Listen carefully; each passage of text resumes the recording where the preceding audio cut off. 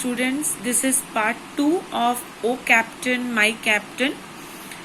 I have already discussed that this poem is an elegy, and this poem has been dedicated to the great leader of US, the 16th American President, Abraham Lincoln, and it not only sings the victory of the American people over the Civil War, but it also sings the funeral song to honor the death person, to honor the great leader Abraham Lincoln. Students, I hope you have understood the first two stanzas. Let's begin the third stanza. My captain does not answer. His lips are pale and still. My father does not feel my arm. He has no pulse nor wheel. The ship is anchored safe and sound, its voyage closed and done. From the fearful trip, the victor ship comes in with object won. Now, students, listen very carefully this explanation. Now, in this context, my captain does not answer, his lips are pale and still. The speaker, the crew member is not talking to his captain now. He has begun to accept that the leader, the captain, is dead. The ship reached the port safely. He reaffirms that they have completed their objective. What was the objective? You remember? They have won the Civil War, the end of the war. The fact remains that Civil War was successfully fought. Again, you can see the next line. My father does not feel my arm. Again the speaker says my captain and adds my father. There is no doubt that the speaker has lost much more than a commanding officer, much more than a leader. Actually, the captain was a father figure for the speaker. The captain has looked after them during a difficult trip, that is the Civil War.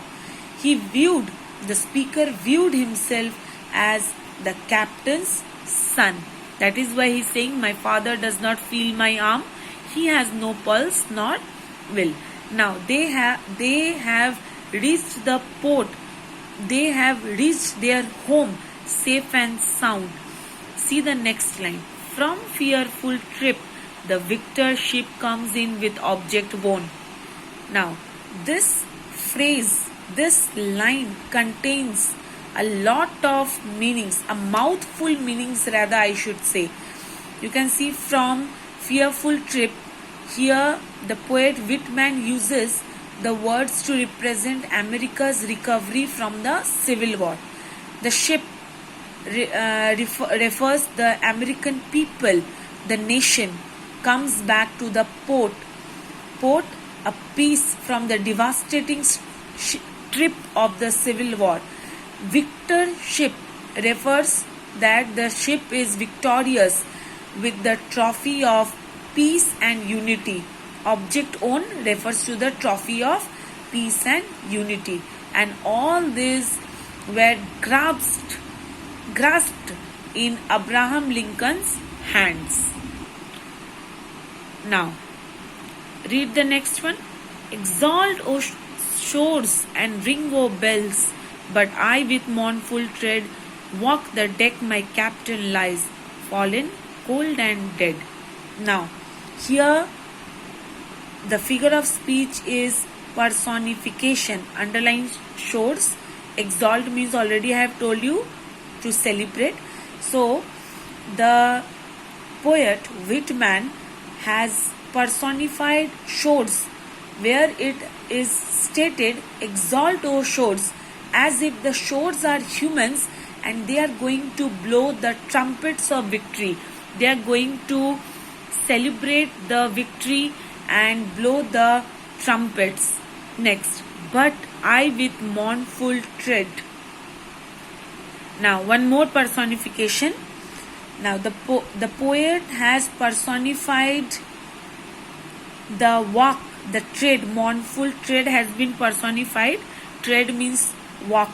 So he has personified the walk of the speaker as a mournful tread, because he cannot leave without his captain, and he was now the speaker has begun to accept the death of his leader, the death of his father figure, captain, but he was not ready to leave without him. See the next line. Fallen cold and dead. Already I told you that this line has been repeated after every stanza. So this is repeated third time. Here, students, I would like you to note down that two types of figure of speech you will find in this particular line. One is refrain, that is repetition of a sentence, and every time you will find the different meaning of the refrain, fallen, cold and dead. And one figure of speech is apostrophe. So first you write down apostrophe. And apostrophe is the form of personification in which an individual addresses someone who is dead or someone who is not present there at that moment. Means the person is far away from the place. And this repetition at the end of each stanza emphasize the poet's deep loss. Now you write down the different meanings in each stanza the refrain gives us: fallen, cold and dead. In the first stanza you will find that the speaker was not ready to accept that the captain was lying cold and dead. In the second stanza also it seemed to be a type of dream which he was refusing to accept the fact. But in the third stanza you will see the speaker has accepted what has happened.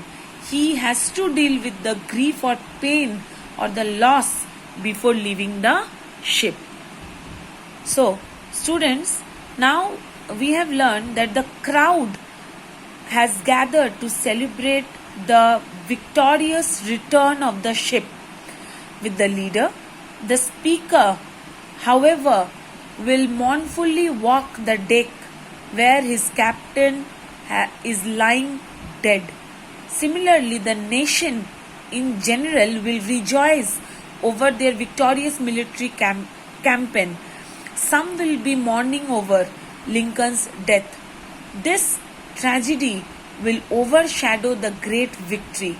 So, the last use of my captain shows the speaker is foregoing the celebration to continue the mourning. Students, I hope you have understood this poem, and please whatever figure of speech, whatever explanations, word meanings I have given you, you note down somewhere, read it properly and try to solve the question answers. But as I told you, not to depend only on the exercise questions. You have to be thorough with the poem.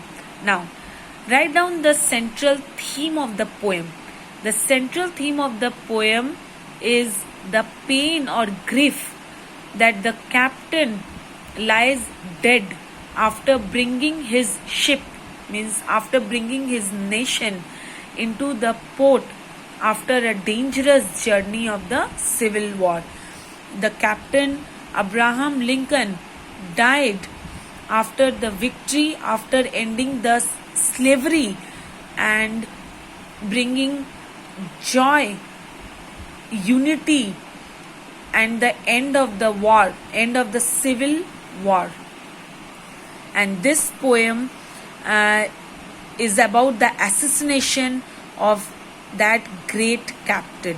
So the poem is in the form of a song sung by a sailor or the crew member whose celebration is rudely ended by the death of his captain.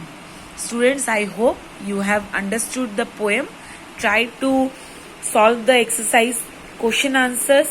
Then you have some, you can see, explain these expressions in your own words.